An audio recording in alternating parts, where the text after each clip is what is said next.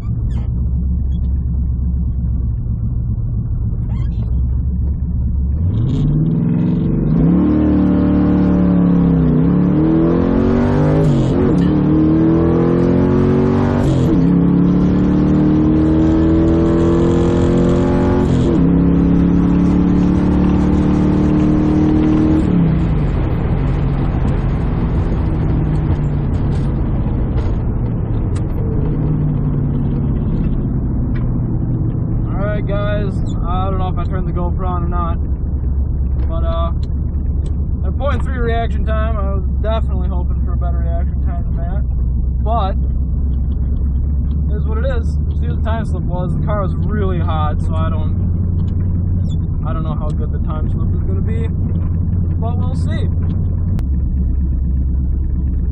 Thank you.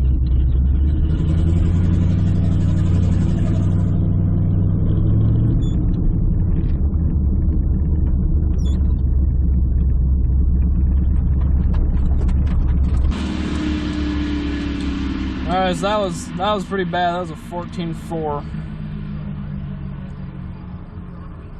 at 95.56. Alright guys, we're going up for qualifying round 2. The engine's a lot cooler right now. We're at a little over 150, or about 160. So it should run a little faster. I don't know whether that's going to be good or bad because I'm trying to get it consistent. But so let's see what it does, and then after this it'll be go time. Definitely don't plan to make it past first round, but we'll see what happens.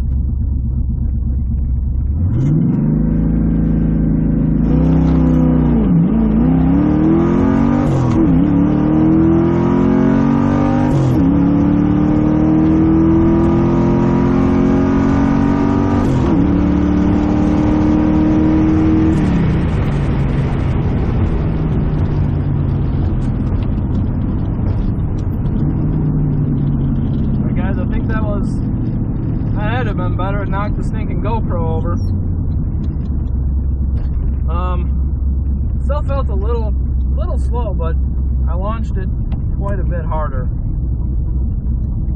I don't think it was a 13. I don't think it's gonna run a 13 in the heat of the day like this. Wrong. I'm just gonna have to be careful about that as the day goes on. It's gonna run quicker.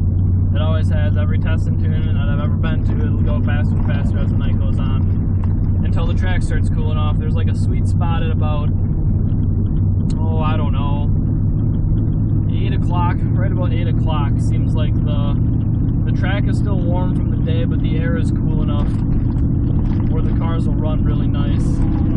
I got a stinking end link that hit my feet when I went on the brakes. Thank you.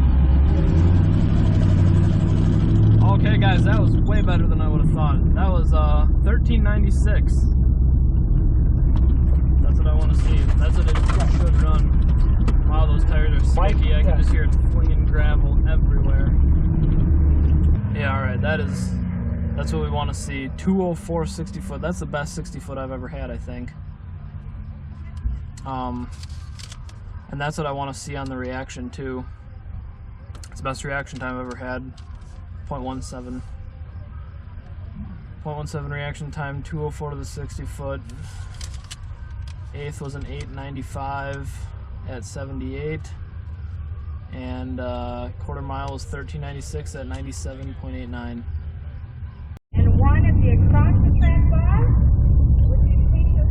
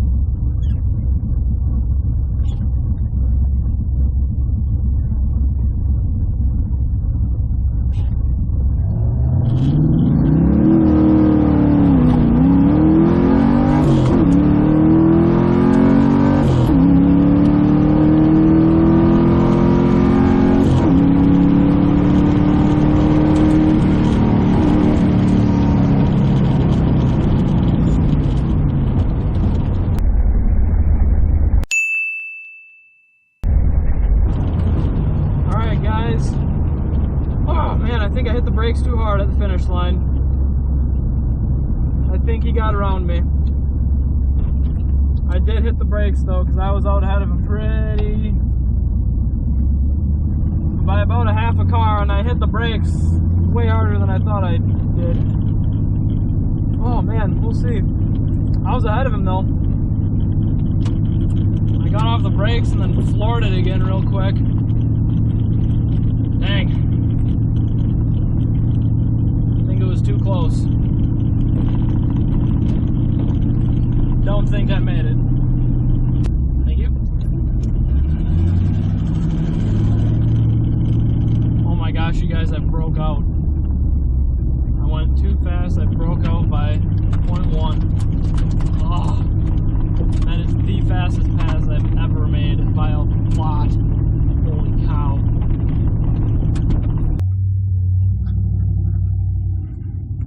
I never in a million years would have thought I would have ran that fast. Oh my gosh. I don't think I'd have been able to beat him. I don't think I'd have been able to beat him anyways. His reaction time, he ran 0005 was his reaction time. 00005. That is 5/10,000ths of a second. A half a thousandth of a second. My reaction time was 0.08, which is by far the best reaction time I've ever had. I did really good. I did really good. It ran. Best part about this, slamming the brakes at about 1,300 feet. It ran 1381 at 92.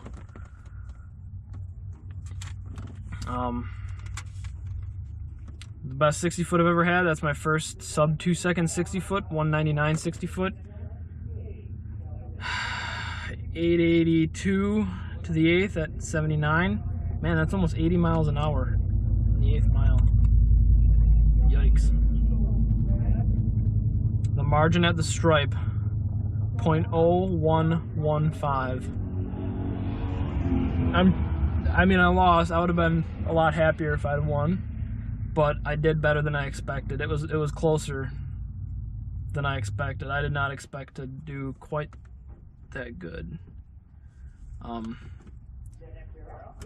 Yeah, I can't believe it went that fast. It almost seems like it's got 13 sevens in it. If I wouldn't have hit the brakes, I think it would have been 1379, at least 1380. Yeah, breakout. It broke out by 0.12. Oof. Well, guys,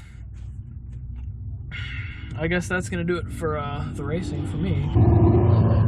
Okay, guys, so now that I'm done, I'm just gonna sit here and record some stuff for you guys so you can see how this bracket racing stuff works. I'll try to explain what's going on for those of you guys who don't know what bracket racing is. This is, a lot of people watch like the heads up racing, it's all over YouTube. But what we have at our local track is bracket racing, which is really nice because it's not a pay to win sort of deal. As long as you're consistent, you can win with pretty much nothing. So this is a really good example. You can see how much later that Mustang left.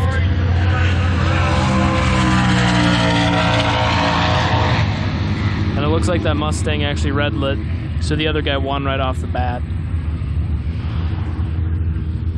Basically what you do is you dial in how fast you think your car is going to run. And I'll put that right up over here. There's the dial-ins, 1077 and 1198. So the guy in the close lane, in lane one is the lane closest to us. He's gonna leave first. The blue car down there, or no, he'll leave later. So he's faster.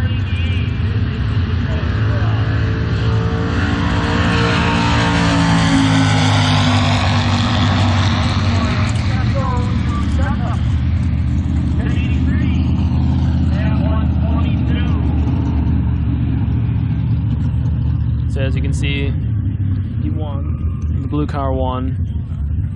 Basically, the closer you run to your dial, the better chance you have of winning. That's why I lost, because I ran like a full 10th of a second off my dial, which isn't bad, but in the grand scheme of things, that's actually horrible. So here we have 1050 and 919. Okay, so then we can compare that to what they actually run when they cross the finish line. So the guy in lane one is going to leave first this time. 1050 is his dial. He's racing against Reese Jones. By about a second and a half, a little less than a second and a half. 919. He's racing a dragster, so he'll probably lose.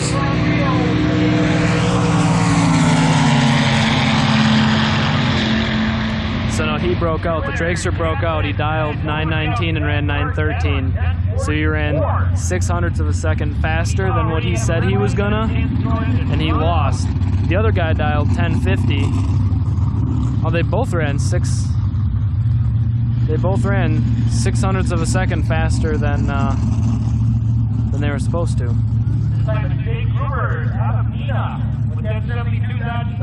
So the one guy must have had a better reaction time.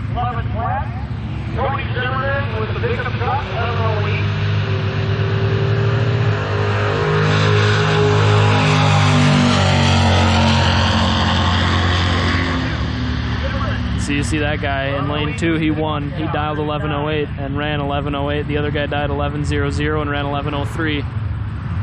So assuming they had the same reaction time, that was a 0.03 of a second. Lane 1 is leaving first. For competition. He was the champion from last year. Yep. Right now he's the reigning champion out of Green Bay. Dan Zepnik with the 70 Buick.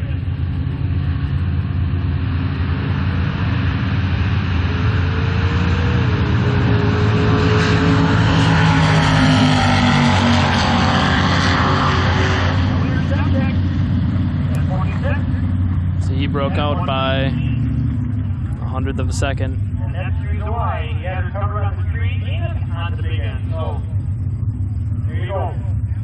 And then all the announcer just said the guy in lane 2, I think, had a better reaction time. Those guys are both really good. They're here all the time.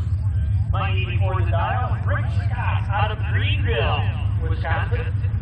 This race is going to be really good. Their dialing is 2/100 of a second different. They're pretty much going to leave at the same time and probably cross the finish line at the same time. So he's been there. This time he's playing with a Firebird, with a Pro Charger underneath the hood. 982 the dial on the Firebird.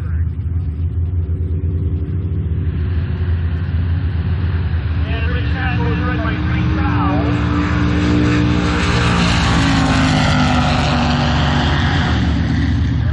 So he red led, and that's why he lost. He ran dead on his dial though. Too bad he red led. That was a nice car too. I would have liked to see him run again. Watch how good that car leaves. It's a street car. 1118, Chris Johnson out of Oneida with his car. 1089, also a street car.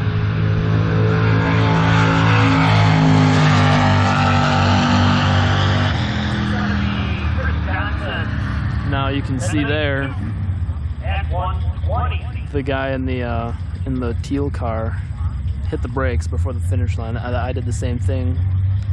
If you look behind you and see you're still way out in front, you know that you're running faster for whatever reason than you should be, and you got to hit the brakes. You just got to make sure you don't hit the brakes too much.